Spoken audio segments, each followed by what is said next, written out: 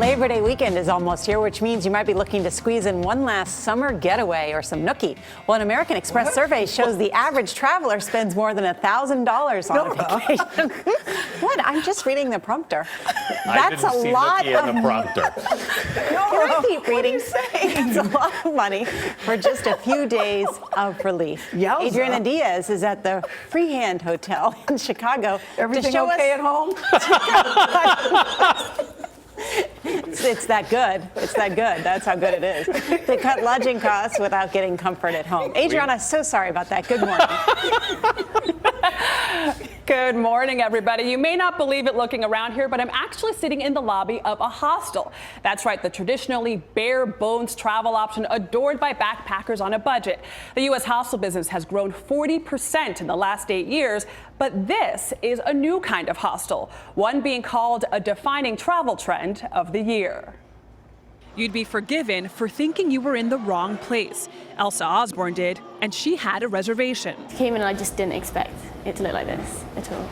That's what owner Andrew Zobler had in mind when he designed the Freehand Hotel in Chicago. It's one of the Windy City's first boutique hostels. When you look around here, I feel like I'm on an episode of MTV Cribs. This looks absolutely nothing like the hostels I stayed in when I was backpacking. We were very interested in coming up with an offering that would really appeal to the millennial generations, and I think that they respond to quality. This is sapele wood. It's in the mahogany family. Zobler, known for building and designing opulent hotels, is venturing into the hostel business, except he's doing it his way.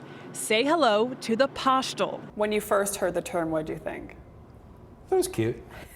It is kind of cute. By adding some posh, Zobler's upgrading the traditional no-frills hostel experience. Locals mixed with tourists in the lobby, sitting on plush couches while sipping fancy coffees.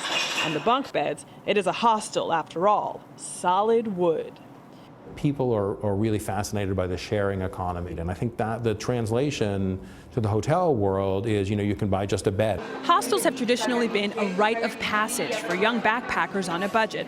But travel writer Paul Brady says millennials are now demanding more from the hospitality industry, including hostels. They want bold design, high-quality amenities, and locally inspired ambiance, all for less. You don't have to spend a ton of money on your room.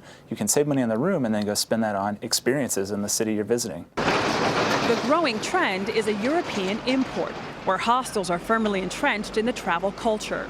We're trying to deliver the concept of affordable luxury. Josh Wyatt is Chief Strategic Officer for Generator Hostels, a European pioneer in this niche market. We're trying to capture people who are curious and people who want to experience design and want to experience something local. Generator's 10 properties, including this one in London, feature lavish common areas built in part with money saved from sparse bedrooms. And that allowed us to then create these fantastic bars or public spaces, cinema rooms, places to do yoga. But upscale living comes at a price. Poshtels can cost nearly 50% more than other hostel options.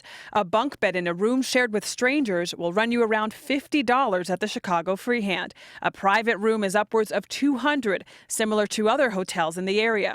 And one of 2 penthouse suites, more than $500. How do you justify that? I think the quality of the offering is miles apart from any of the competition. If you think about it, that's still an enormous bargain compared to what any hotel room would cost. While hostel living isn't for everyone, especially those seeking solitude during stays, Zobler says the Freehand social environment is what attracts guests young and old. You want to meet locals downstairs in the bar. If you want to meet other people who are traveling, this is the place for you. You can also meet people here at the coffee shop's communal table. Now, this postel isn't just for the millennial crowd. The Freehand says a third of its guests are over 30. Anthony? Wow, it's not like the hostels I used to stay in, Adriana. No way. They're on to something. $20 a night, and that's about, you got what you paid for.